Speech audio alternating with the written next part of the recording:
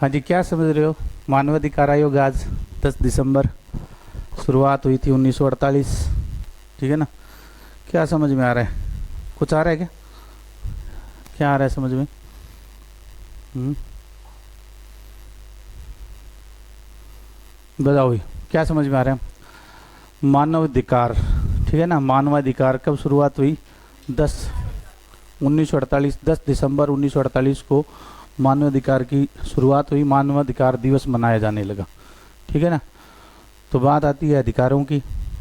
मानव तो बहुत पहले हो गई थी, मानव की उत्पत्ति तो धीरे धीरे जब संस्कृति का विकास हुआ तो हमने हमारे अधिकारों और कर्तव्यों को भी जाना।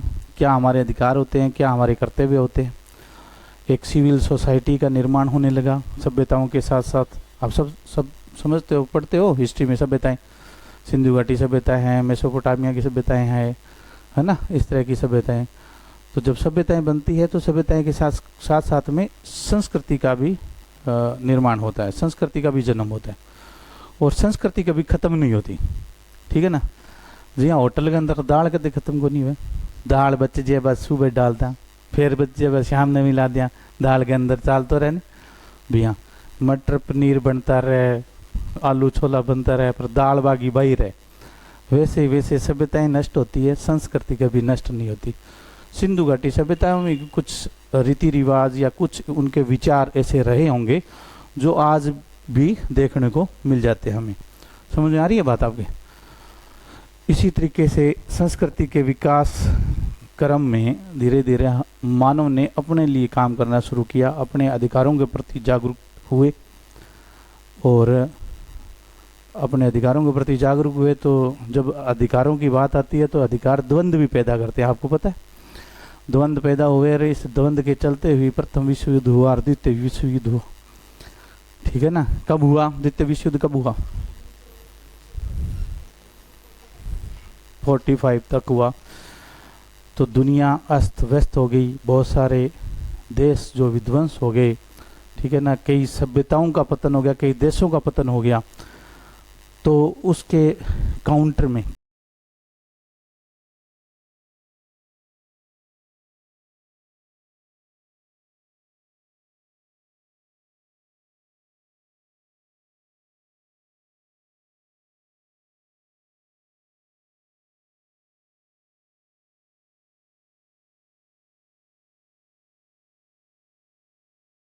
की बात भी कौन करता है? राष्ट्रीय मानवाधिकार आयोग। ठीक है ना? कोई बात नहीं, चलने दो। लाइव क्लास जो होती है ना, दोनों भाई यही हुआ है, देख लेंगे। तो रिकॉर्ड कोई बात नहीं, चल दो। सही चाल जो तो चला दियो, नहीं तो दोबारा बोल दिया कोई बात को नहीं। अब तो समझो कोई नहीं। ठीक है ना? आपसे कनेक्ट करना जरूरी। खुल के बोलना रहे, खुल के बोलना रहे, फिर नहीं बोल रहे। आज की क्लास खुल के बोलने वाली है, तो रुको आगे देखो, चलो। ठीक है ना?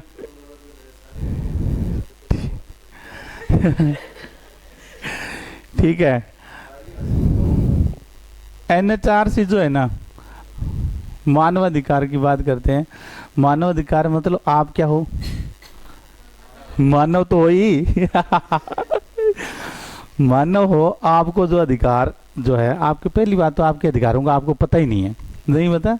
जो पता है, मैंने बताया था 2 प्रकार की स्वतंत्रता होती है। आपको जो नेगेटिव स्वतंत्रता है उसके प्रति आपका दिमाग ज़्यादा भागता है ना, बस वहाँ वो ज़्यादा सोचता है। ठीक है ना? पॉजिटिव स्वतंत्रता के बारे में कम बात करते हो आप, नेगेटिव स्वतंत्रता के बारे में ज़्यादा बात करते हो। पॉजिटिव जो हमारी स्वतंत्रता है उसके बारे में जब आदमी समझ आ जाए, नहीं अक्ल दाड़ आ जाए जी। हाँ, आदमी 30 32 35 साल को हो जाए, कोई 2 टाबर हो जाए, कोई और हो जाए, कहने लग जाए, फिर बाद में बात नेगेटिव स्वतंत्रता टाबरा में कन्वर्ट हो जाए। आप पॉजिटिव स्वतंत्रता की बात करें बाद में। ठीक है? फिर टाबर की क्या, टाबर की क्या सोच चुए खा के बिल्ली अज को चली। बच्चा इसी बात करे। ठीक है ना? क्योंकि पापा हुआ वो पापा सारी सारी बढ़िया बढ़िया बातें बता, आप गाली जवानी की बात बताओगे नहीं। सागल उदा, फिर वो सागल कोई तातो तू तो बेली बन जे, ठीक है। या कोई पड़ोस में कोई काकी हुआ वाह बता तेरे बाप घिसो गया मैं जानू ठीक है नहीं भी तेरे बाप घिसो गया, काकी तो बिछोरी बता सी तेरे बाप घिसो गया मैं ध्यान है, ठीक है नहीं। फिर आगे बता, आज तक ध्यान है कि मेरे पापा के बारे में पता चलो मन, मेरे काकी बतायो, फिर आगे बता। सारा नहीं रोल की दौड़ चले, सारा ऊपर ऊपर ऊपर ऊपर बनावटी है, आंतरिक रूप सारा कहानी बाय बीती सी बाय एक सी बड़ी घूम गया आज की, रुक जे चलो लो बात करो, ठीक है ना। NHRC भी जो राष्ट्रीय मानवाधिकार आयोग है वो भी क्या बात करता है, वो भी गरिमापूर्ण जीवन, गरिमापूर्ण जीवन, गरिमापूर्ण जीवन, स्वतंत्रता, ठीक है, समानता, बंधुता और लैंगिक समानता। लैंगिक समानता आज हमारा विशेष टॉपिक है इसको समझने के पीछे, इसलिए मैं ये समानता का ही एक पार्ट है, लेकिन इसके बारे में हमें जानना बहुत ही ज़्यादा ज़रूरी है, इसलिए मैं इसको अलग से लिख रहा हूँ, ठीक है ना। ये है तो राष्ट्रीय मानवाधिकार के बारे में थोड़ा सा हम देख लें, फिर हम आगे बात करते हैं। राष्ट्रीय मानवाधिकार जो आयोग है उसका अध्यक्ष, एक अध्यक्ष होता है, एक अध्यक्ष, ठीक है। और ये अध्यक्ष कौन होगा, ये सुप्रीम कोर्ट का जज होगा, ये सुप्रीम कोर्ट का जज होगा। पहले तो क्या था, सुप्रीम कोर्ट का जो CJI है, chief justice of India, retired, वही मानवाधिकार आयोग का अध्यक्ष बनता था। लेकिन 2019 में एक संशोधन आया और उसमें ये कहा गया कि कोई ज़रूरी नहीं है सुप्रीम कोर्ट का जो मुख्य न्यायाधीश हो वही इसका अध्यक्ष बने, और भी इसके कोई जो दूसरा सुप्रीम कोर्ट का कोई भी जज है वो जो है राष्ट्रीय मानवाधिकार आयोग के अध्यक्ष बन सकते हैं। समझ में आ गई बात। इसके अलावा दो इसके अध्यक्ष, दो इसके सदस्य होते हैं, और वो सदस्य न्यायिक क्षेत्र का अनुभव रखने वाले हों।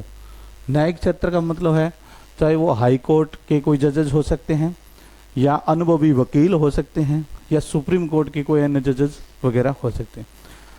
इसके अलावा दो जो सदस्य हैं वो दो सदस्य होंगे जो मानवाधिकार के जानकार होंगे, जानकार। और एक कंडीशन ये है कि एक महिला अनिवार्य है यहाँ। इन दो जो सदस्य, इन दो के अंदर एक महिला का होना जरूरी है। ये इसलिए रखा गया क्योंकि देश के अंदर लैंगिक असमानता की जो बात है वो ज़्यादा है, और जब एक महिला को इसका सदस्य बनाएंगे तो जो महिला सदस्य बनेगी वो महिला के बारे में ज़्यादा सोच पाएगी, ठीक है ना। ये बात कब की है, 1993 की बात है, आज से लगभग 30 वर्ष पहले, 30-32 साल पहले की बात है ये। 30-32 साल पहले भारत के अंदर लैंगिक असमानता, आजकल के जो बच्चे हैं ना, आजकल के बच्चे आप पढ़ लिख लिए, अपने अधिकारों के बारे में जागरूक भी हो गए, को एजुकेशन भी होगी, टेक्निकल भी आ गया, सारा कुछ हो गया, ठीक है ना। पहले के ज़माने के अंदर ऐसा लैंगिक असमानता बहुत, छोरी होगी मतलब नहीं लाग तो मर गया मैं तो जम्मा ख़त्म हो गया, ठीक है ना। हाँ, हरियाणा के अंदर सबसे ज़्यादा लैंगिक असमानता है, ठीक है ना। हरियाणा में एक गांव है, काफ़ी मुद्दा उभर कर आया था, उस गांव के में कोई लड़की नहीं है, पैदा ही नहीं होती। क्यों? ब्याह ही कौन नहीं, सारा ही रंडा है तो लड़के पैदा किया हुआ है, ठीक है ना। अच्छा, उस गांव में क्या है, कोई रिश्ता भी नहीं करता, रिश्तो करे क्यों, छोरी दे ही को नहीं, सारा ही भाई ठीक है ना, रंडा रंडा छोरी दे किया, कोई हिम्मत ही कौन करे, ठीक है ना। इस पर एक मूवी बनी है, मूवी का नाम है मातृभूमि, ठीक है ना। बहुत पुरानी मूवी है, आपको देखने से बोरियत लगेगी, वो बोरिंग मूवी है, लेकिन वो समाज का आईना प्रस्तुत करती है वो मूवी। जो 30-35 साल 40 साल पहले का जो समाज है ना, उसका स्वरूप प्रस्तुत करती है मातृभूमि। देखिए क्या किसी ने, मतलब ही को नहीं, ठीक है ना। दादा के टाइम की मूवी है वह, ठीक है ना। आपके जो दादाजी है जवानी में जो थे उनके टाइम की मूवी है, और भाई मूवी ने देख के इंजॉय कर गया यार, बिठाई छोड़ दिया घर आगे पानी भाई, विचार चेंज को नहीं है। वो मूवी तो इसलिए बनी कि उनके विचार चेंज हो।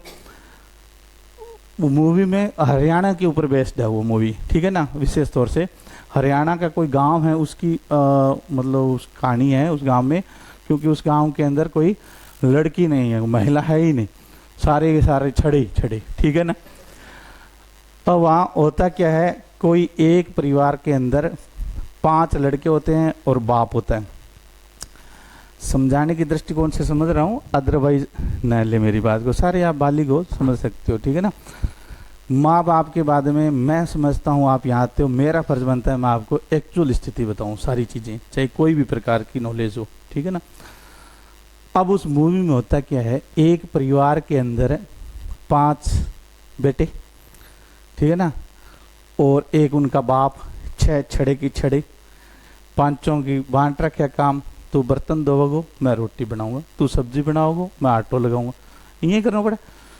कोई किस्मत मांगी जागी और किस्मत जागी, और किसी बाप ने सोचा, कोई पैसे वैसे लेके कोई लालच में आ गया, कोई गरीब परिवार था, विचारों से कमज़ोर था, और उसने हाँ भर दी भी मैं मेरी लड़की की शादी कर दूंगा और आपके सबसे छोटे बच्चे से करूंगा। आप यूट्यूब पर मातृभूमि मूवी पढ़िए, जाके देख लेना, ठीक है ना।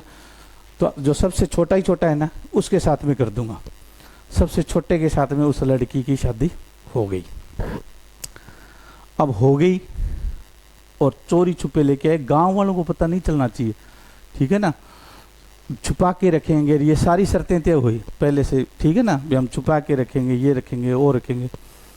अब उस मूवी का जो है ना वो सीन देखने वाला है बड़ा ही, ठीक है ना। अब वो आगे अंदर बिन्नी बैठी है, बाहर भी 5 बैठे हैं भाई, 4 पाई पे उनका बाप बैठा है, ठीक है, और एकदम सन्नाटा है बिल्कुल। और जो देखने वाले पहली बार देख रहे हैं ना, उनके समझ में नहीं आ रहा क्या होने वाला है, ठीक है। एक उन 5 बेटों में से एक बेटा हिम्मत करके बोलता है, क्या ऐसे टेंशन वाली बात है, द्रौपदी के भी तो 5 ही थे, ठीक है। तो इस बात को स्वीकार कर लेते हैं सारे के सारे, ठीक है, सारे के सारे स्वीकार कर लेते हैं। तो भैया अब चर्चा होती है आपस में, ठीक है ना। चर्चा अपन कैसे ही लेना इसको, मतलब नेगेटिव मत लेना मेरी बात को, ठीक है, क्योंकि वो मूवी है यूट्यूब पे पड़ी है और दुनिया को समझाने के लिए बनाई है, भारत सरकार ने उसको परमिशन दी है, ठीक है ना। मैं तो बस उस मूवी के कुछ है वो तथ्य बता रहा हूँ, क्योंकि आपके इस लैंगिक समानता से जुड़ा हुआ टॉपिक है। और वो 5 भाई कहते हैं मैं बड़ा, तो पहले नंबर मेरा, ठीक है। देखो एक महिला की क्या स्थिति है उसमें, क्या उसका आत्म सम्मान, क्या उसके अधिकार, ये मानवाधिकार धरा का धरा ही रह गया, ठीक है ना। ऐसे होते हैं समाज में, ठीक है ना, ये समाज में है। और आज की क्लास में तो ये टॉपिक ये इसीलिए लिया है क्योंकि ये है ही एजुकेशन का विषय और ये समझना बड़ा ज़रूरी है। आपकी उम्र में ये समझ में आता नहीं है, कोई समझाने वाला है नहीं, और जब समझ में आता है कई बार अपने हाथ से बात निकल गई होती है, ठीक है ना। अब वो मूवी का सीन चल रहा है, बड़े वाला कहता है मैं बड़ा युधिष्ठिर हूँ मैं आप सब में, छोटे वाला कहता है मैं छोटा हूँ सबसे, बीच वाले भी कहते हैं, आपस में वो लड़ते हैं इस तरह से। थोड़ी देर उसमें 5 में झगड़ा चलता है, पहले मैं ये वो, सन्नाटा होता है, सोच भी नहीं सकते आगे का सीन क्या होगा। और 2 मिनट की उनकी लड़ाई के बाद में वो बाप बोलता है साला मर गया क्या मैं, शर्म की बात है, ठीक है ना। सुनो, और हमारी संस्कृति में क्या, हमारी संस्कृति में क्या, जहाँ स्त्रियों का आदर होता है वहाँ देवताओं का निवास होता है। यत्र नारी पूजनते तत्र देवता रमणते। उस देश में, उस संस्कृति में एक्चुअल स्थिति क्या है हमारे समाज की, उस मूवी ने प्रदर्शित कर दिया, ठीक है ना। तो वो ऐसी मूवी है, वास्तव में समाज में ऐसा होता है। वो तो एक मूवी, एक छोटा सा दृश्य, एक छोटे से गांव की स्टोरी है, लेकिन ये कहीं न कहीं समाज में हर बार होता है, ठीक है। बात करें लैंगिक समानता की, स्त्री और पुरुष की, आज भी स्त्री उतनी ही प्रताड़ित है, बोलती नहीं है, समझ में आई बात आपकी। तो कहाँ हम यत्र नारी पूजनते तत्र देवता रमणते उस संस्कृति पे गर्व करते हैं, ये हमें सोचने की बात है। ठीक है ना भाई, हम ये तो दिखावा हो गया ना जो हम ये गर्व कर रहे हैं, लेकिन हमें इसका दूसरा पहलू भी देखना पड़ेगा। आज जो कोचिंग में महिलाओं की संख्या बढ़ती जा रही है, पहले महिलाओं को निकलने ही नहीं दिया जाता था। 5वीं क्लास पास करी, मोटी दिखे कर दियो ब्याह, 12 साल में प्रेग्नेंट हो जाती थी, 13 साल में टाबर जाम दिया है, ये तो हालत होती थी। ठीक है ना, और ये सच्चाई है। ठीक है, वो दौर तो नहीं है। कम से कम आज महिलाएं उस लेवल पर है कि उनके माँ बाप ये सोच पा रहे हैं भी हमारी बेटी कामयाब हो जाए तब हम इसकी शादी करें। ठीक है ना, अच्छी एजुकेशन उसको दी जा रही है, हर क्षेत्र के अंदर महिलाएं आगे बढ़ रही है। तो ये पहलू भी हमें देखना होगा। आप यहाँ आते हो पढ़ने के लिए, तो आपका उद्देश्य मैं बताता हूँ, बेसिक सॉल्यूशन का उद्देश्य हमेशा सिर्फ इतना ही नहीं आपको नौकरी मिल जाए। नौकरी लेने के साथ साथ में आप एक अच्छे मानव बनो जो समाज के काम आ सको। ठीक है ना, वो भी एक बेसिक सॉल्यूशन के स्टाफ का उद्देश्य रहता है हमेशा से।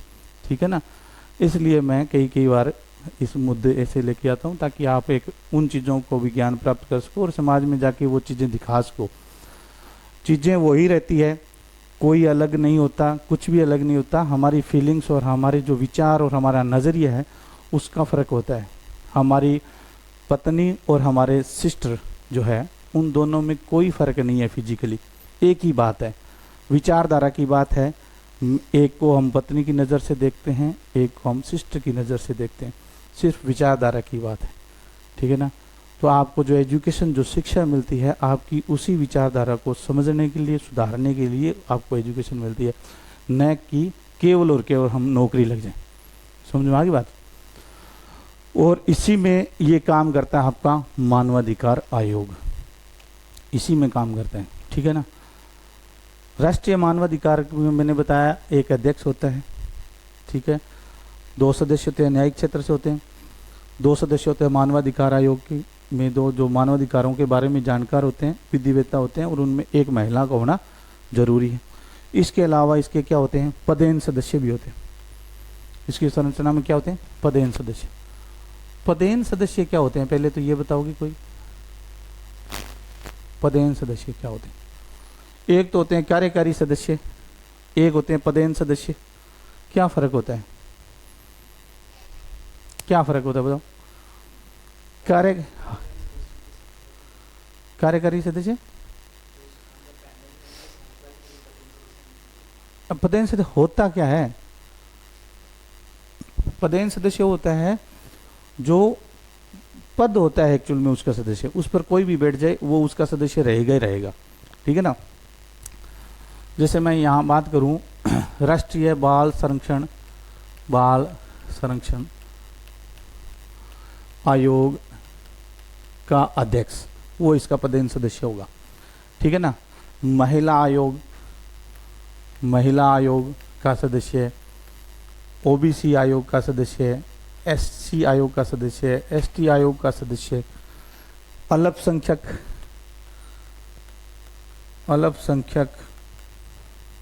आयोग का सदस्य। ठीक है ना, मतलब इनके जो सदस्य हैं ना, वो सदस्य ऑटोमेटिक इस राष्ट्रीय मानवाधिकार आयोग के सदस्य बन जाएंगे। समझ आ गई बात? इसको हम बोलते हैं पदेन सदस्य। एक विकलांग आयोग हो रहा है राष्ट्रीय विकलांग आयोग के अध्यक्ष, ये भी क्या होंगे, इसके पदेन सदस्य होंगे। राष्ट्रीय मानवाधिकार आयोग के सदस्य की नियुक्ति कौन करता है बताओ? राष्ट्रीय मानवाधिकार आयोग के सदस्यों की नियुक्ति कौन करता है? NHRC के सदस्य की नियुक्ति कौन करता है भाई? कौन करता है? राष्ट्रपति करता है। राष्ट्रपति बोला था क्या किसी ने? वेरी गुड, ताली बजाओ बेटा के लिए। तू खुद भी विश्वास करते रहे अपने आप खातर। कंफर्म तो अब मैं कंफर्म करना हूं ना ठीक है ना। NHRC के सदस्य की नियुक्ति कौन करता है? राष्ट्रपति करता है। सीधा नहीं करता, एक पैनल होता है, वो सिफारिश करता है फिर करता है। तो पैनल में कौन कौन होता है? एक समिति होती है, एक पैनल होता है समिति। इस समिति में कौन कौन, एक तो पीएम, एक आपके लोकसभा का अध्यक्ष और लोकसभा के विपक्ष का नेता, राज्यसभा का उपसभापति, सभापति नहीं लिख रहा मैं, उपसभापति लिख रहा हूं, उपसभापति और विपक्ष और गृह मंत्री। ये सारे 6 सदस्य हो गए क्या, 1 2 2 4 हो गए ना, 6 सदस्य। ये सारे मिलकर एक समिति बनाते हैं। ये समिति रिकमेंडेशन करती है तो फिर राष्ट्रपति क्या कर देता है, इसकी नियुक्ति कर देता है। कितने टाइम के लिए नियुक्ति होती है, 5 वर्ष या 70 वर्ष की आयु तक। ये था पहले, ठीक है ना। 2019 में संशोधन होकर क्या हो गया, 370 इसका टाइम पीरियड हो गया। पुनः नियुक्ति हो सकती है क्या, वापिस एक बार अध्यक्ष बन के दोबारा अध्यक्ष बन सकता है क्या, बन सकता है। पुनः नियुक्ति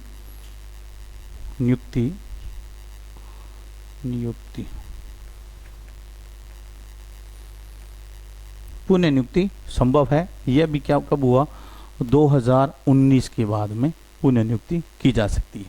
समझ में आ गई बात। अब आपको मैंने इतना कुछ बता दिया, अब आप मेरे को ये बता दो राष्ट्रीय मानवाधिकार आयोग के काम क्या होंगे, क्या कार्य होंगे। कोई 2 काम बताओ। मानव के अधिकारों की रक्षा करना, ये तो मैंने बता ही चुका हूं, इसके अलावा बताओ कुछ। बोलो बोलो बेटा बोलो।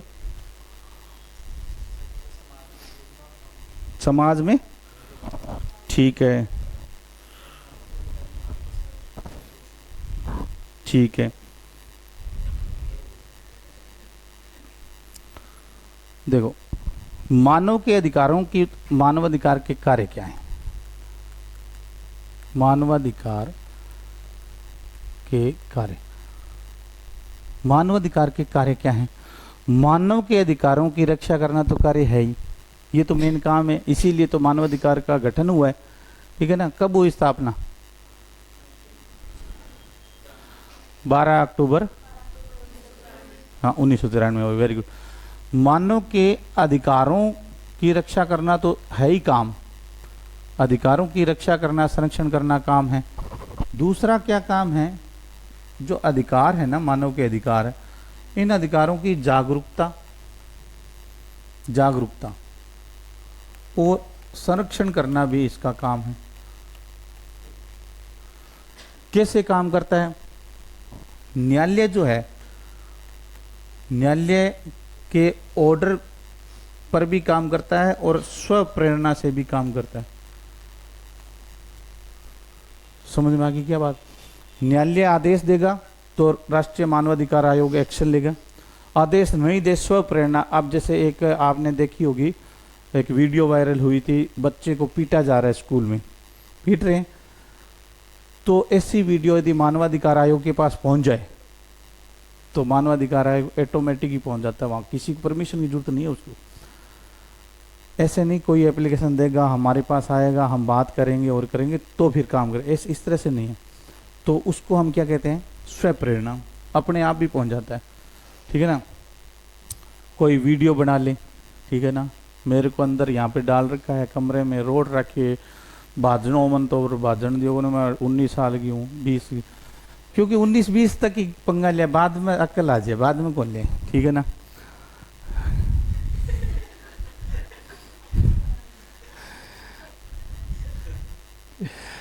दिमाग को ठंडा हो जाए, सही बात है, ठीक है ना। देखो जी,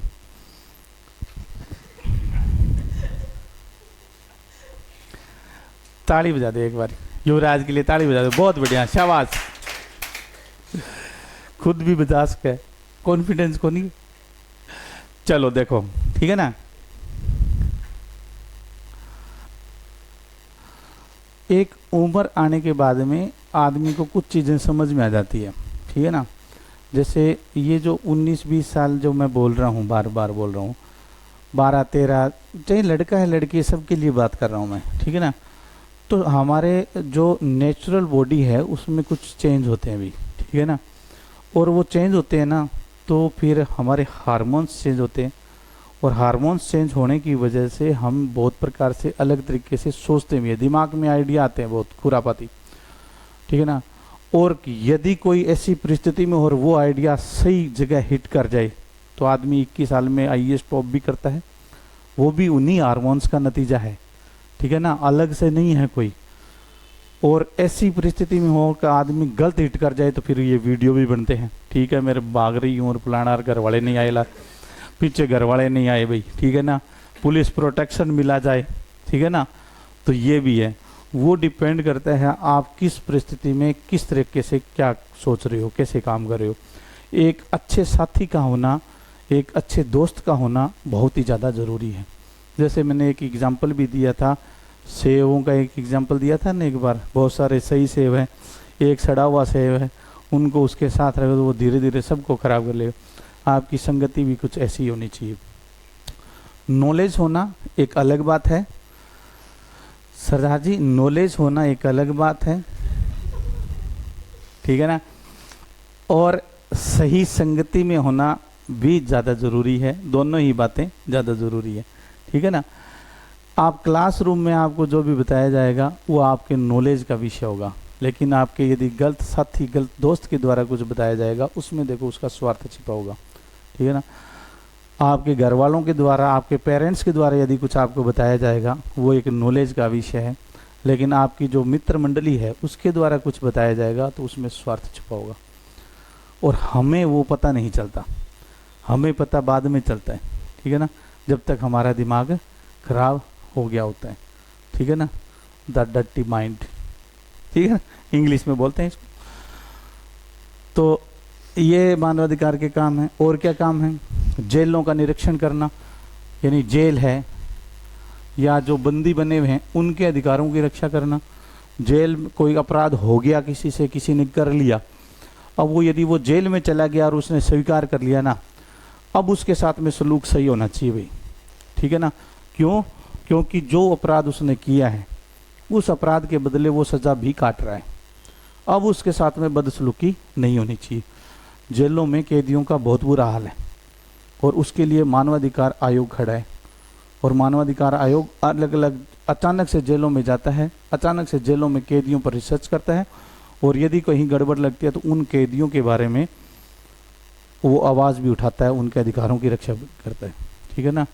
जैसे ही कैदी अपना गुनाह कबूल कर लेता है, उसको अपराध की सज़ा सुना दी गई जाती है और वो जेल में चला जाता है ना, तो फिर वो क्या है, एक आम इंसान की तरह होता वो जेल में है 10 साल 5 साल, सुधार के लिए होती है जेल, सज़ा के लिए नहीं होती। सज़ा हमें लगती है, जेल किसके लिए होती है? सुधार के लिए जेल होती है। समझ में आ रही बात? ये है। और मानवाधिकार के और कार्यों की मैं बात करूं तो और क्या काम हो सकते हैं मानवाधिकार के? वैश्विक स्तर पर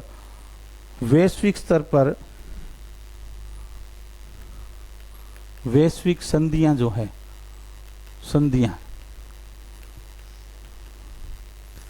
और दस्तावेज है, वैश्विक संधियां और दस्तावेज, इनकी जांच करना, वैश्विक संधियां और दस्तावेज की जांच करना। अभी जैसे हमारे भारत पाकिस्तान में एक पीओके के मुद्दे को लेके बात हो रही है, ठीक है ना, पीओके के मुद्दे को लेके बात हो रही है, और ऐसे बहुत सारे आवाज़ उठा रहे हैं, पीओके क्यों नहीं ले रहे, कैसे नहीं ले रहे, वहाँ भी मानवाधिकार का विषय है।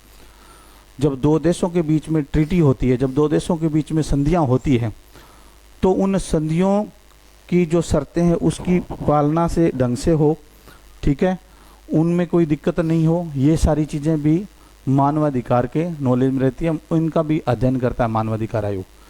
यदि उन संधियों का, उन ट्रीटीज़ का, उन दस्तावेजों का पालन सही ढंग से नहीं हो रहा, तो मानवाधिकार इंटर करता है बीच में, और कोई भी सरकार, चाहे वो राजनीतिक हो, प्रशासनिक हो, उस मानवाधिकार को रोक नहीं सकती।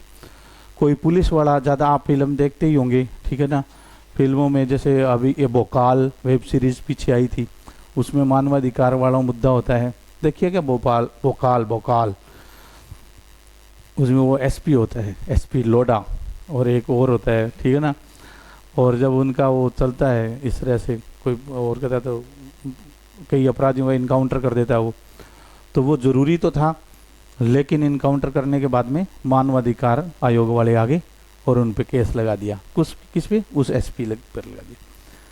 क्यों? क्योंकि उनको लगता है ये फर्जी इनकाउंटर है। ठीक है ना। कानून हमने बनाए, हमारे लिए बनाए। अलग अलग राज्य में अलग अलग कानून हो सकते हैं। ठीक है ना। जैसे लव मैरिज का है, अभी अपने चलन हो गया आर्टिकल 21 में स्वतंत्रता जीवन साथी चुनने का अधिकार, ये बाद में पारित हुआ, पहले नहीं था। कई देश ऐसे हैं बिल्कुल लव मैरिज का इशू है ही नहीं, कंसेप्ट ही नहीं है, और कई देश ऐसे हैं जहां लव मैरिज का ही कंसेप्ट है और कोई कंसेप्ट ही नहीं है।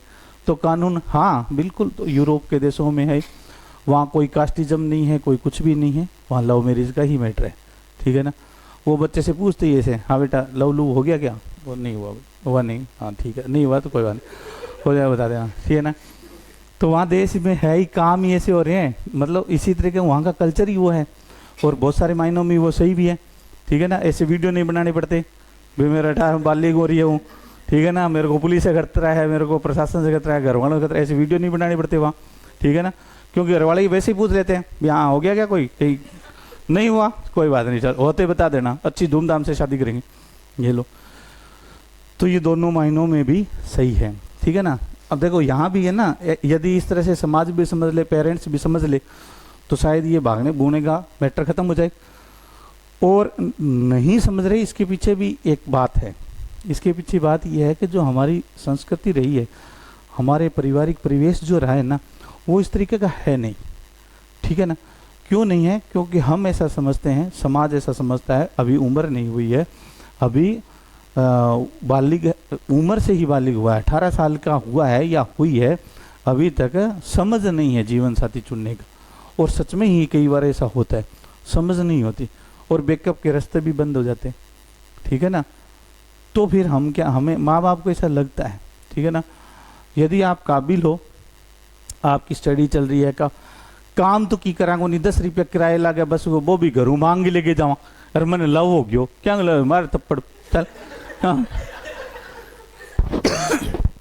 हाँ, काम हो जाए, कोई लाग जाए, कोई आर एस उरेस डीएसपी बन गया, घरे आगे सलूट मार, यस पापा तारी बिजनी देख ली, मैं डीएसपी पोस्टिंग बैठे और बा डॉक्टर है, पापा को वाह 2-2 तनख्वाह आवेगी, बहुत बढ़िया हो तो काम मान लेगा घर का आजकल। ठीक है ना। चेंज हो रहा है ना सिस्टम, यही वाली बात है। एक और काम देखते हैं मानवाधिकार का। हाँ सच में है ये बात। ठीक है ना। बातें इतनी बड़ी बड़ी, और लास्ट में क्या यार, 10 रुपये रिचार्ज करी, कर दिया 10 रुपये रिचार्ज, 10 रुपये का रिचार्ज का पीछा को नहीं, बातें ये बड़ी बड़ी। तो फिर वो चीज़ें देखनी पड़ेगी। ये चीज़ आपकी मेंटल एबिलिटी को दिखाती है। ठीक है ना। भाई अभी तक आप उस लायक हुए नहीं, जिम्मेदारी संभालने वाले जब हो गए आप, और उस समय कोई बातचीत, हाँ एक अलग बात है, इसी उम्र में अटैचमेंट भी इसी उम्र में होता है। ठीक है ना। बुढ़ा हो गया प्यार थोड़ी हुआ है, वो अटैचमेंट भी इसी उम्र में होता है, लेकिन उसमें दोनों तरफ से संयम रखने की ज़रूरत है।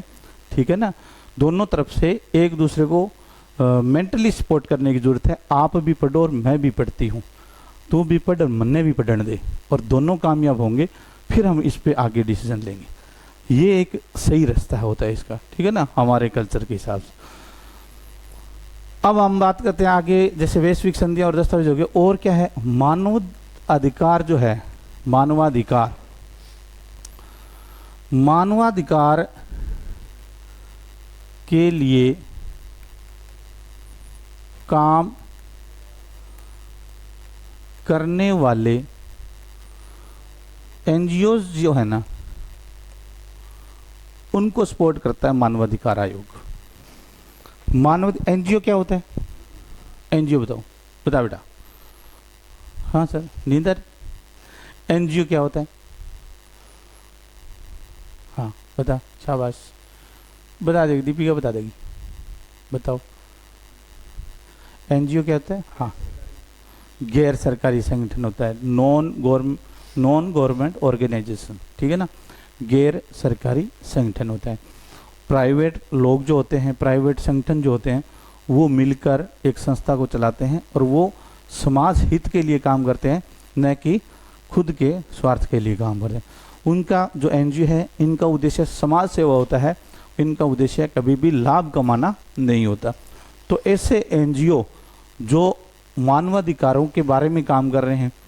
स्कूल में मान लो पेंसिल बांट रहे हैं, स्कूल में किताबें बांट रहे हैं, तो शिक्षा के लिए काम कर रहे हैं, तो शिक्षा मानव का अधिकार है, मूलभूत अधिकार है। कहीं पे भोजन खिला रहे हैं गरीबों को, सर्दियों में कंबल बांट रहे हैं, जब मान लो ऐसा एनजीओ है जो कोई, तो फिर वो क्या काम करता है, मानव अधिकार से संबंधित काम करता है। और उसकी रक्षा कौन करता है, आपकी राष्ट्रीय मानवाधिकार है, अंतर्राष्ट्रीय मानवाधिकार है, बहुत सारी फंडिंग आती है। अंतर्राष्ट्रीय मानवाधिकार आयोग के द्वारा बहुत सारी फंडिंग आती है, अपने भारत में भी आती है उन एनजीओज को जो एनजीओ समाज के लिए काम करता है। इस तरीका का हमारा राष्ट्रीय मानवाधिकार आयोग है, उसका संगठन है।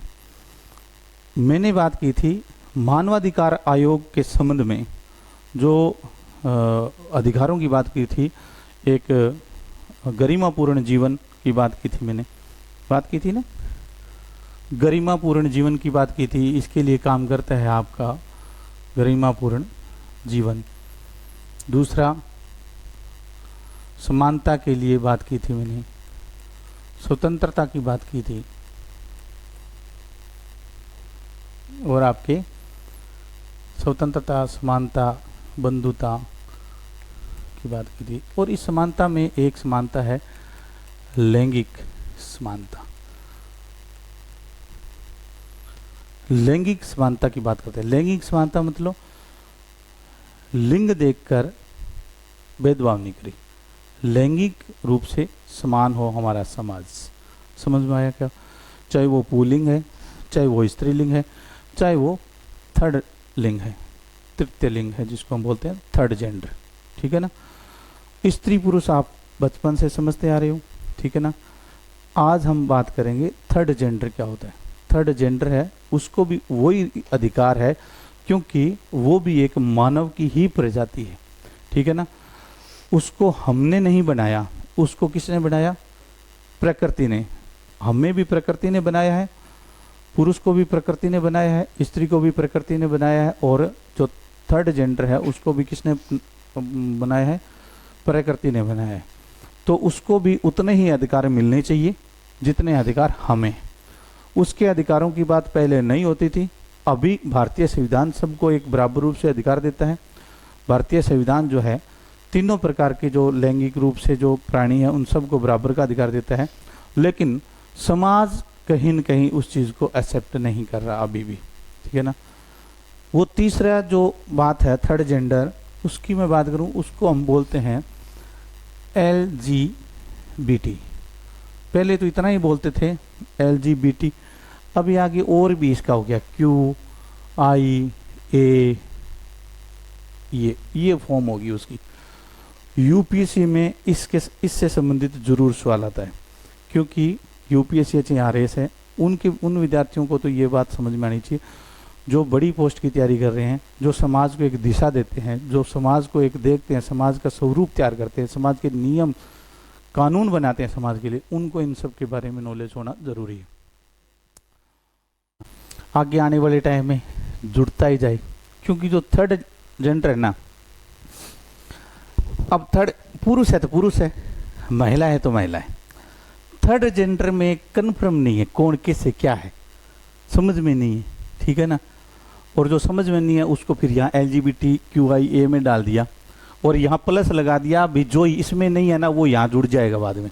ठीक है ना? उसकी कैटेगरी क्या है, ये जो पोर्शन है इसको बोलते हैं हम थर्ड जेंडर। मानव अधिकार की बात है तो इनके भी अधिकार है, वो भी एक मानव ही है।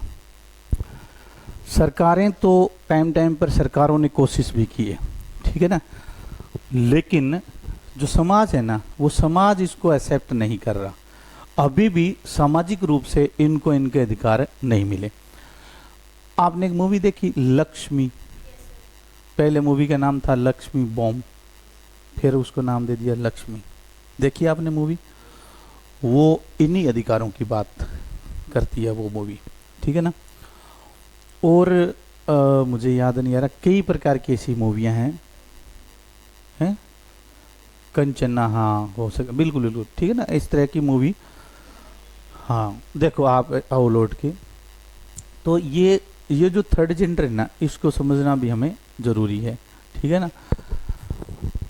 आज के समाज में आप नौकरी लग जाओगे, जहाँ आप नौकरी लग गए, ठीक है ना, हो सकता है आपका कोई साथी, क्योंकि ये चुनाव में भी इनको आरक्षण मिला है, नौकरियों में आरक्षण मिला है, कांस्टेबल, पुलिस, आईएएस तक भी बढ़ने, ठीक है ना, यहाँ से सर्विस में बड़े बड़े ओहदे पे पहुंची है ये थर्ड जेंडर वाले, ठीक है ना।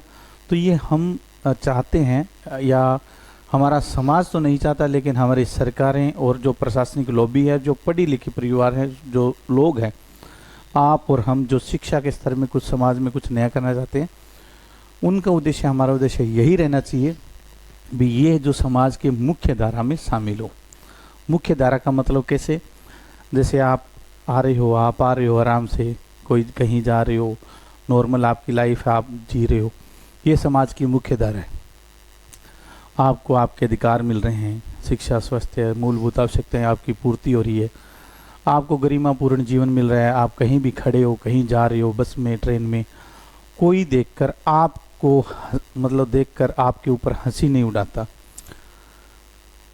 आपके ऊपर कोई अलग तरीके की कोई टिप्पणी नहीं करता, कोई कमेंट नहीं करता, ठीक है ना। क्यों? क्योंकि आपकी बनावट देखने से पुरुष और देखने से महिला की तरह लगती है।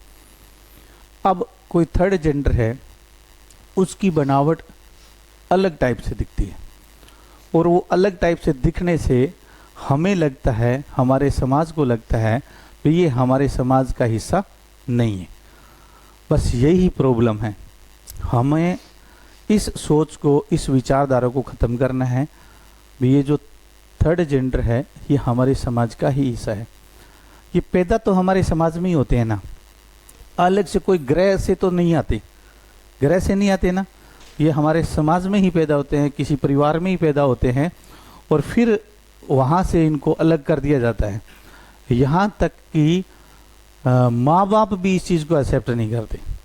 तो कुछ एक मूवी में बनी, हालांकि जो माँ है, माँ में वात्सल्य होता है और माँ की ममता होती है, तो वो तो अपने बच्चे को बेटा, न तो उसको बेटा कह सकती, न उसको बेटी कह सकती, ठीक है ना। तो वो तो अलग करने से कतराते हैं, लेकिन बाकी जी जो है ना, उनमें दिक्कत होती है। पहले हम इन सब को समझते हैं ये है क्या, फिर इनके क्या मुद्दे हैं, क्या सुझाव हो सकते हैं, और किस तरह से हमें हमारी विचारधाराएं रखनी चाहिए। जैसे एल का बनता है लेस्बियन। लेस्बियन नाम सुना है क्या?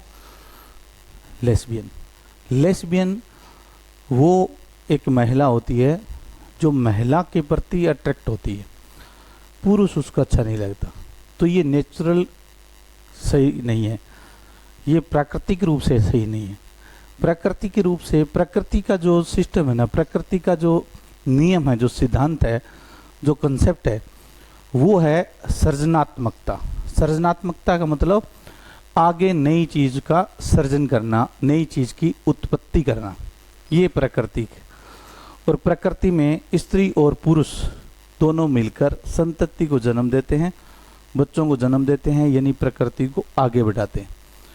और इसी को देखते हुए हमने हमारे समाज में रीति रिवाजें बना ली, विवाह जैसे संस्कार बना लिए।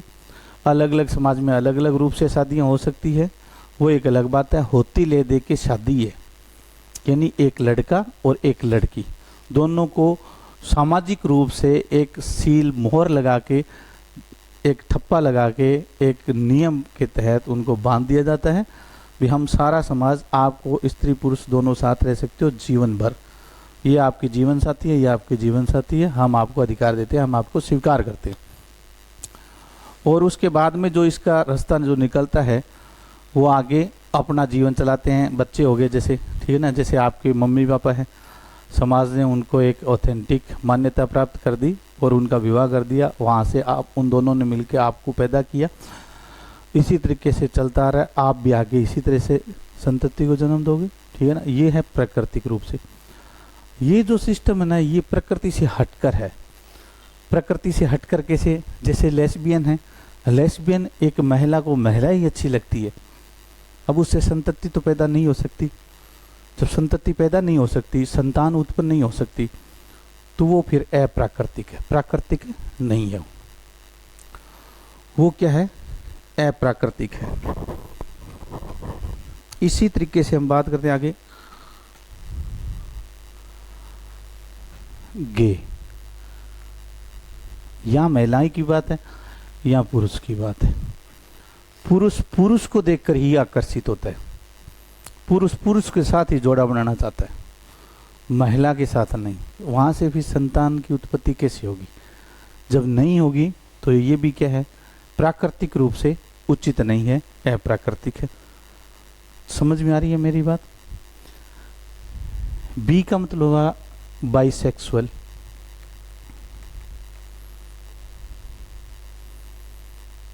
बाइसेक्सुअल मतलब नेचर तो क्या कहता है, स्त्री को देखकर पुरुष अट्रैक्ट होगा, पुरुष को देखकर स्त्री अट्रैक्ट होगी, स्त्री भी पुरुष को देख के होती है अट्रैक्ट।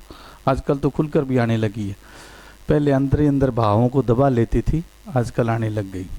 आजकल लड़कियां भी प्रपोज करने लगी है, पहले लड़के ही करते थे, लड़कियां नहीं करती थी पहले, आजकल लड़कियां कर देती है। ठीक है ना? राइट है, अधिकार है, महिला जागरूकता का एग्जाम्पल है। ठीक है ना? जागरूक हो रही है महिलाएं।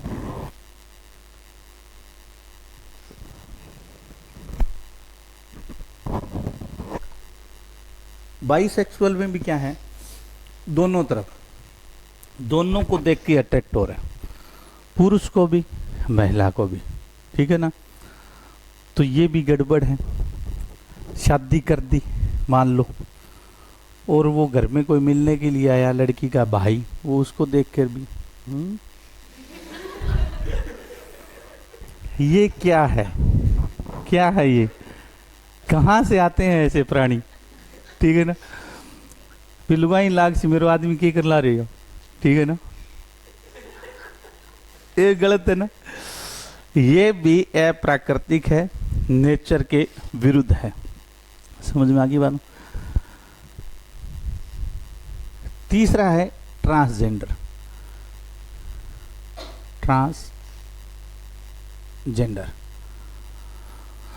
ट्रांसजेंडर का मतलब हुआ, पैदा तो पुरुष के रूप में हुआ, हरकतें सारी सारी महिला जैसी। ठीक है ना? पुरुष होके भी चलना, ललकाना, बलखना, वो सारी कहानी है उसमें। ठीक है ना? आजकल तो रील भी ऐसे बनने लग गई ना। रील कई बार मैं देखता हूँ, रील ऐसी आती है, मतलब लास्ट में दिखाते हैं चेहरा, ये दाढ़ी मूछ, क्या है ये? ठीक है ना? समझ में नहीं आ रहा, मतलब क्या है, तो नेचुरल, उनका कोई कसूर नहीं है इसमें। ठीक है ना? समाज उनका कसूर मानता है। हम जब देखते हैं हमें लगता है क्या है ये, हमें ऐसा लगता है क्या क्या, कुछ नहीं है, नेचर ने उनको बनाया ऐसा है। ठीक है ना? उनके भी मम्मी पापा है, कहीं न कहीं पैदा हुए हैं वो, हार्मोनल डिजीज की वजह से, गलत शुक्राणुओं की वजह से, ठीक है ना, गलत हो गया, मिसमैचिंग हो गया, कैसे भी हुआ, नेचुरली रूप से प्रोडक्शन हुआ उनका।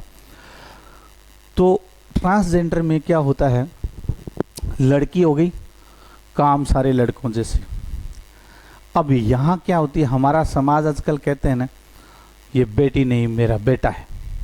बेटा क्यों, बेटी बनाओ, बेटी पर भी गर्व किया जा सकता है।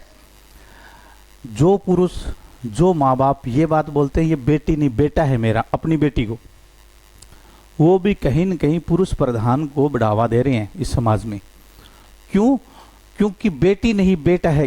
अरे बेटी है तो बेटी बनाओ उसको, बेटी पर गर्व करो, मेरा बेटा, बेटे की तरह पाला है मैंने इसको। एक मूवी है सौगंध, पुरानी मूवी, मुकेश खन्ना शक्तिमान वाला, उसकी, उसमें ये चीज़ दिखाई हुई है। बेटी नहीं बेटा है मेरा, क्यों है बेटा, बेटी है और मुझे बेटी है मेरी, इस बात पे मुझे गर्व है, ये होना चाहिए। और ये यदि बेटी नहीं बेटा है मेरा ये बात बोल रहे हो, इसका मतलब आप बेटे को प्रोत्साहन दे रहे हो कहीं न कहीं। ठीक है ना? उसको जबरदस्ती बेटा बनाया जा रहा है, जबरदस्ती बनाया जा रहा है, ये है। लेकिन यहाँ क्या है, यहाँ नेचुरल रूप से वो बेटा बेटी के रूप में पैदा हुआ है। यहाँ ये वाली बात है तो वो बेटी, लेकिन उसको सारे उसके जो शरीर जो है वो सारे के सारे लक्षण जो है उसके पुरुषों जैसे बहुत सारे ऐसे मिलेंगे। लड़की है, लड़की जैसी दिखती नहीं है, स्तन नहीं है, स्तन नहीं है तो फिर लड़की कैसे दिखेगी? फीमेल है चाहे कोई भी है, स्तन होने चाहिए, कम है, ज़्यादा है, कैसे है, क्या है, वो एक अलग चीज़ है। स्तनों का विकास नहीं है, इसका मतलब पुरुष तत्व उसमें भारी भारी है, हैवी है। समझ में आ रही है आप। और वो सब क्या कह रहे हैं, ये ट्रांसजेंडर वाले लक्षण। अच्छा, वो चीज़ भी नहीं है, उनमें जो फीलिंग्स है, वो भाव है, वो भी पुरुषों जैसे भाव है। जी करता है रात को मैं जाऊं और बियर की बोतल और यूं अमिताभ बच्चन की तरह, ये भाव आ रहे हैं। क्या मतलब है, कोई वो स्त्री के भाव ही पैदा नहीं हो रहे। और इधर पुरुष के रूप में पैदा हुआ, ठीक है ना, और जी करे मैं सलवार पहनूं, चुन्नी ओढ़ूं। फूट गया भाग। समझ भाई, हंसने की बात नहीं है, ठीक है ना। वो भी नेचुरल है, नेचुरल मन करता है उनका, आपका तो नहीं करता। आपका करता है क्या? नहीं करता ना, उनका करता है, नेचुरल है। प्रकृति ने उसको बनाया है, ऐसा है। आजकल मेडिकल साइंस इतना आगे बढ़ चुका है, इतना मेडिकल साइंस ने विकास कर लिया है कि इसका इलाज होने लग गया है। यदि किसी महिला को ऐसा लगता है और वो डॉक्टर से कंसल्ट करे, डॉक्टर उसको सर्टिफाई करे, ऐसे नहीं बियर के बोतल जाऊँ रात में उठाऊँ, ये कुछ ये फालतू पंचोड़ा, ये तो 2 चट्टू मारो सही हो जैसी, ठीक है ना। लेकिन रियल में उसको ऐसा लगता है कि जैसे मेरे अंदर मान लो पुरुषत्व के भाव हैं। ऐसे हैं एग्जाम्पल, एक आमिर खान का शो चलता है सत्यमेव जयते, उसमें 1-2 शो ऐसे आए हुए हैं। अजमेर की एक लड़की थी, एक लड़का था अजमेर का, वो फिर लड़की बना और वो उस शो में गया। उस शो में जाने के आधे घंटे बाद में पता चला कि वो पहले लड़का था और इतनी सुंदर लड़की बन के गई। और जब उसको लगा हाँ अब लड़के हैं, लड़कों में स्तनों का विकास हो जाता है, लड़कों की चाल ऐसी हो जाती है, आवाज़ तीखी हो जाती है लड़की की तरह मधुर, ठीक है ना, और मन में भाव भी उनके वैसे ही हैं, तो फिर उनमें स्थिरता का जो भाव है वो ज़्यादा है, ठीक है ना। तो फिर ऐसी व्यवस्था मेडिकल साइंस में है कि वो अपने लिंग ट्रांसफ़र कर सकती है, ट्रांसजेंडर बन सकता है, लड़का है लड़की बन सकती है, लड़की है लड़का बन सकता है, ज़बरदस्ती नहीं। हमारा जो एक दुर्भाग्य ये भी है, हम उस समाज से आते हैं जिसमें एक ट्रेंडिंग चलेगी ना, बस बावड़े हो जाते हैं हम पीछे। कैसे? लड़की है ज़बरदस्ती लड़का बनना है मेरे को, तो कितने पैसे लग जाए, ये क्या है, ये गलत है। इस चीज़ को भी हमें समझना होगा। ख़ास तौर से लड़कियां ऐसी ज़्यादा सोचती है हमें लड़का बनना है, लड़के मतलब नहीं सोचते। लड़के एक्चुअल यदि लड़कियां हैं तो फिर वो सोचते हैं ऐसे, सच में ही लड़कियों के गुण उनमें पैदा हो गए, नेचुरल रूप से वो लड़की है तो ही लड़के सोचते हैं। लेकिन लड़कियां एक्चुअल रूप से लड़कों के गुण नहीं है, फिर भी वो ऐसा भाव कहीं न कहीं आ जाता है। वो क्यों आ जाता है? क्योंकि वो एक मेंटली प्रेशर के रूप में वो देखती है समाज को, पुरुष को ज़्यादा तवज्जो मिलती है। पुरुष रात को 11 बजे आ रहा है, कोई कुछ नहीं कह रहा है उसको, यहाँ 6 बजे ही लगे कट्ठे पहुँच गई। तो इसलिए लड़की पे ऊपर एक मानसिक रूप से एक दबाव बनता है कि काश मैं लड़का होता या मैं लड़का होती। समझ में आई बात? तो ये चीज़ है, लेकिन ऐसे ज़बरदस्ती वाला नहीं। लड़की होना भी एक अपने आप में गर्व की बात है, क्योंकि भारत जैसी संस्कृति में लड़की को हमेशा पूजा गया है। धरती को हम माता कहते हैं, और माता इसलिए कहते हैं कि धरती के अंदर सृजनात्मकता का अभाव है, धरती पैदा करती है। इसी तरीके से स्त्री जो है उसमें सृजनात्मकता होती है, स्त्री पैदा करती है, पुरुष कुछ भी पैदा नहीं कर सकता, ठीक है ना, उसमें सहयोग करता है बस, और कुछ भी नहीं। स्त्री पैदा करती है, तो स्त्री को माँ का दर्जा इसलिए मिला है, धरती को माँ इसलिए कहते हैं क्योंकि वो पैदा करती है, ठीक है ना। ये तीनों चारों को समझ में, ये क्यों, ये है, इसको क्यूर बोलते हैं, QUER, ठीक है ना। ये है क्वेश्चन से संबंधित है, जैसे क्वेश्चनिंग भी बोलते हैं इसको, जैसे सवाल करने से डर लगता है उसे, इस तरीके से, ठीक है ना। मन में भाव आता है हम अलग हो गए और वो सवाल करने से डरते हैं, ठीक है ना, समाज से सवाल करने से डरते हैं। भाव उनमें स्त्री का भी नहीं है, पुरुष का भी नहीं है, थर्ड जेंडर का भाव है, लेकिन उनमें एक अलग सी विचारधारा होगी भी वो क्वेश्चन करने से डरते हैं कोई भी हर चीज़ को, और वो डरते हैं मेरे से कोई क्वेश्चन ना कर ले, इस तरह का कुछ उनमें भाव हो जाता है। इस तरह की एक डिजीज़ उनमें हो जाती है। डिजीज़ नाम नहीं दे सकते, उनमें वैसा ही उनका भाव ऐसा हो जाता है, उनकी संरचना, उनके हार्मोनल जो समस्या है वो भी इसी तरीके की होती है। आई का मतलब होता है इंटरसेक्सुअल, इंटरसेक्सुअल, इंटरसेक्सुअल को अलैंगिक भी बोलते हैं, अलैंगिक। इंटरसेक्सुअल उस तरह के प्राणी होते हैं, वो स्त्री भी हो सकते हैं, स्त्री के फॉर्म में भी, और वो पुरुष के फॉर्म में भी हो सकते हैं, मिक्स भी हो सकते हैं, लेकिन उनमें कोई भाव नहीं होता, किसी तरीके का कोई भी भाव नहीं होता, उनकी इच्छा ही नहीं होती, न स्त्री की न पुरुष की। इस तरह के व्यक्ति होते हैं, ठीक है ना। वो कैसे भी हो सकते हैं, गुण तो उसमें कैसे भी हो सकते हैं। गुण ऐसे हो सकते हैं कि दिखने से वो लड़का लगे और स्तन हो बड़े बड़े, ऐसे हो सकते हैं, और लड़की हो और उनमें लड़कों जैसे गुण हो, लेकिन उनके अंदर भाव नहीं आता, ठीक है ना। सामने कोई, अब नाम तो क्या ले, कोई भी नाचे, मेनका नाचे तो भी उनके कोई फर्क नहीं, छोड़िए मैं अपना फ़ोन देख लेंगे, ठीक है ना। ऐसे तो उनके ना कोई, चाहे लड़की हो चाहे लड़का हो, ठीक है ना, कितना भी हैंडसम लड़का हो, यदि वो लड़की के फॉर्म में है तो सामने कितना ही हैंडसम लड़का हो, कुछ भी करे उसे कोई फर्क ही नहीं पड़ता, ठीक है ना। और लड़का हो, लड़की 100 नैन मटक्का कर ले, उससे कोई फर्क नहीं पड़ता। ऐसा होता नहीं है, बिना नैन मटक्के किए भी लड़के तो तैयार ही रहते, ठीक है ना। सोचते रहते हैं कोई कर ले तो ठीक है, लेकिन यदि कोई इंटरसेक्सुअल है, यदि कोई इंटरसेक्सुअल है तो फिर उनके कोई फर्क नहीं पड़ता, ठीक है ना। कुछ भी करे जा, कर ले तो मैं देखो कोई, ठीक है ना। ऐसे होता है ये इंटरसेक्सुअल। एक होता है एसेक्सुअल, एसेक्सुअल, ठीक है ना। इनकी परिभाषाएं कुछ अभी तक अधूरी भी है, इनको समझना भी है, लेकिन मेन इन तीनों चारों का तो आपके समझ में, ये चारों को तो समझ में आना ही चाहिए, ठीक है ना। और इसी तरीके के थोड़ी थोड़ी, और ये प्लस का मतलब ये हुआ जो इन सब में नहीं आता वो फिर प्लस में आता है, यानी और जुड़ता जाएगा। इसका मतलब है ये और जुड़ते जाने की संभावना भी है, समझ में आ गई बात, इस तरीके का। तो ये एक ग्रुप है जिसे हम क्या कहते हैं, थर्ड जेंडर कहते हैं, ठीक है ना। थर्ड जेंडर की समस्याएं क्या है? थर्ड जेंडर की समस्याएं ये है, सरकार इनके लिए कानून बनाता है, समाज इसको स्वीकार नहीं करता। आप आते हो बाजार के अंदर, आपको दिखता है, आप एक नॉर्मल भाषा के अंदर किन्नर शब्द आप समझ सकते हो, छक्का बोलते हो, कोई किन्नर बोलता है, कोई और भी कुछ शब्द हो सकते हैं, कोई कुछ बोलता है, कोई इस तरह से है, ठीक है ना।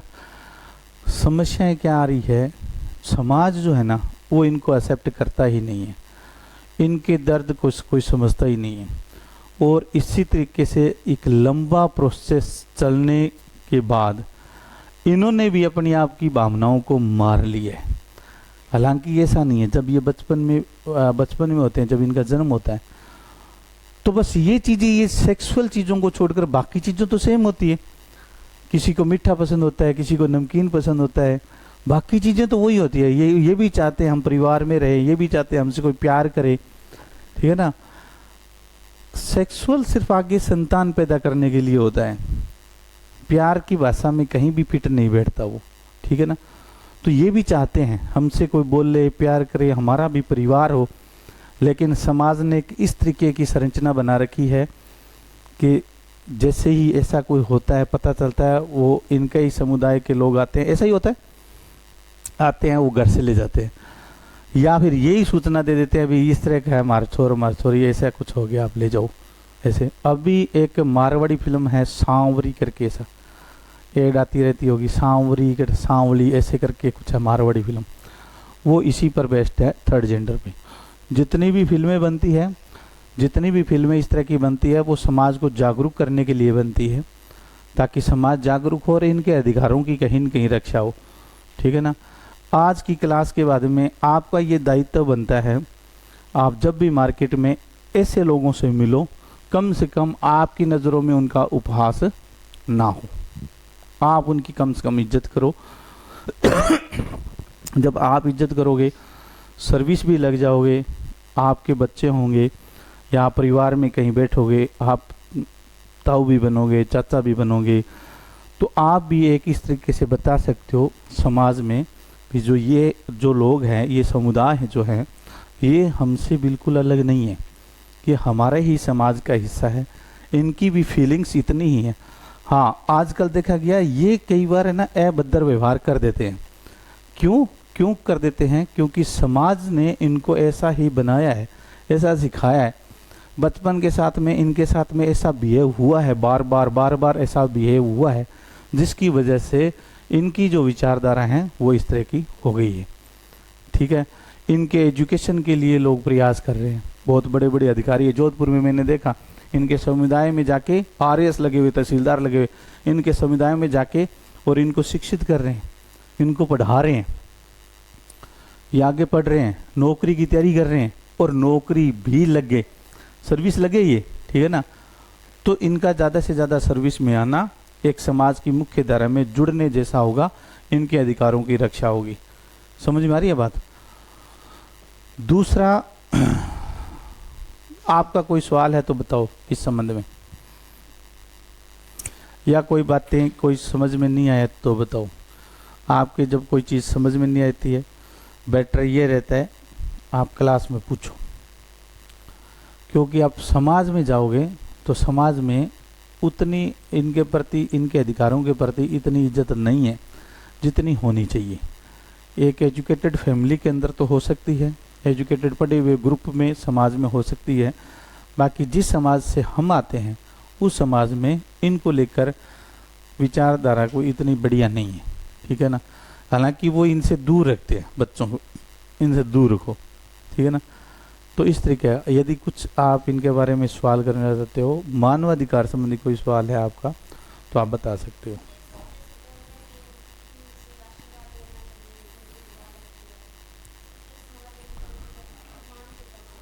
हाँ, अब मैं बताता हूँ एक बात।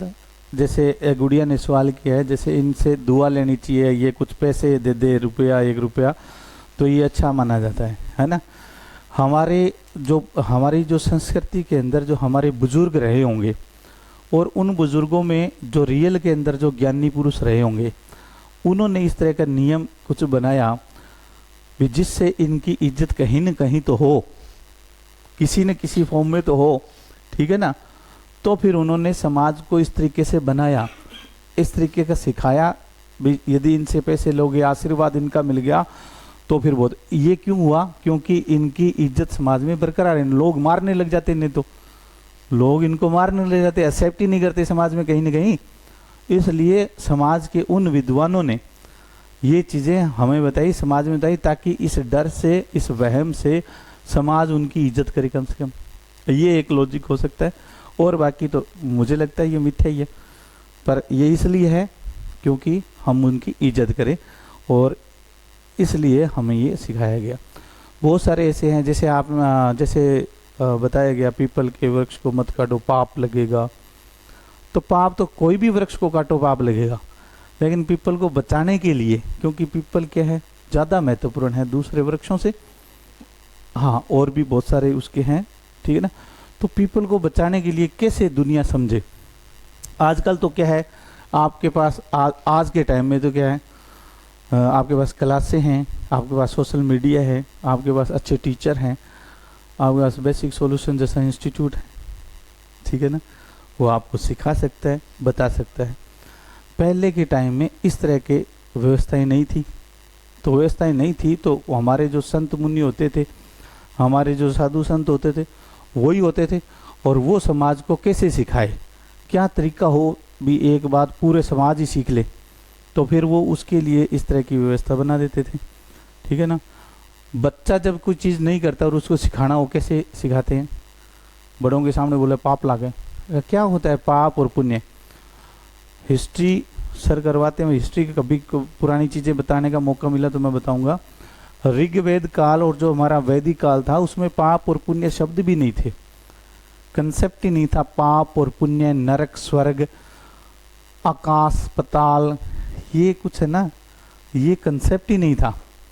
और आज हम क्या कहते हैं, ऊपर वालों जाने कौन है, ऊपर वालों है कि ऊपर कौन है, कोई को नहीं। ऊपर वालों की 5वीं मंजिल लो 7वीं मंजिल लो, कौन जाने ठीक है ना। हमारे बात में कहते हैं ना ऊपर वाला जाने, वो ऊपर वाला कंसेप्ट था नहीं ऋग्वेद काल में। वैदिक काल में जो हमारी वैदिक संस्कृति है, हिंदू धर्म में वेद हैं, उन वेदों में पाप पुण्य का कोई कंसेप्ट ही नहीं है, कोई पाप पुण्य नहीं है। बाद में ब्राह्मण ग्रंथों की रचना हुई और ग्रंथों की रचना हुई, संस्कृत का कन्वर्जन हुआ, संस्कृत का अनुवाद हुआ और कुछ अन्य भाषाओं में कुछ अन्य कुछ और लिखे गए, तो फिर ये सारी चीज़ उभर कर सामने आई, पाप क्या है पुण्य क्या है। और ये भी इसलिए आई कि हम यदि पॉजिटिव नज़रिए से देखें तो गलत चीज़ों को, अपराध को रोकने के लिए उसको पाप की संज्ञा दी हमने, और अच्छी चीज़ों को प्रोत्साहन करने के लिए हमने क्या दिया, पुण्य का शब्द दे दिया, ताकि समाज क्या हो, सही चीज़ें करें और गलत चीज़ें करने से डरें। इसलिए वो पाप और पुण्य का कंसेप्ट डाल दिया। और बाकी तो पाप पुण्य क्या है, पाप पुण्य कुछ भी नहीं है।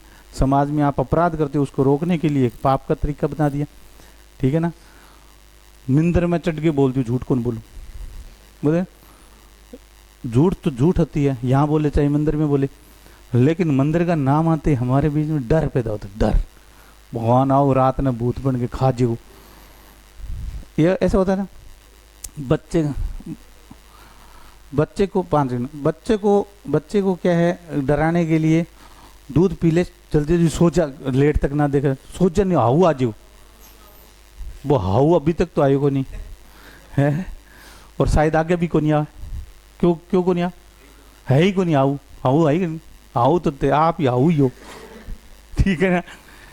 तो इसलिए क्या है, ये चीज़ें समझाने के लिए, बच्चों को समझाने के लिए, समाज को समझाने के लिए ये पाप और पुण्य के कंसेप्ट आ गए।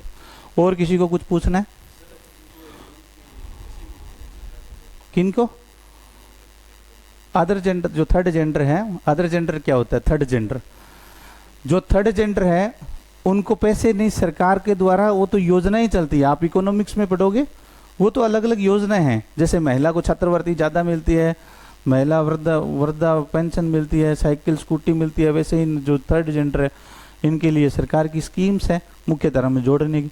वो तो आप करंट का इश्यूज है, बताओ क्या बात है, बोलो बेटा। हाँ जाना था तो कोई नहीं, आज की क्लास इतनी है, ठीक है, धन्यवाद। समझ में आ गया आपकी, ठीक है। अभी आप जो ऑनलाइन देख रहे हैं उनका ये है, आज की क्लास से कोई सवाल हो तो बता सकते हैं। चैनल को लाइक और सब्सक्राइब वगैरह कर दिए।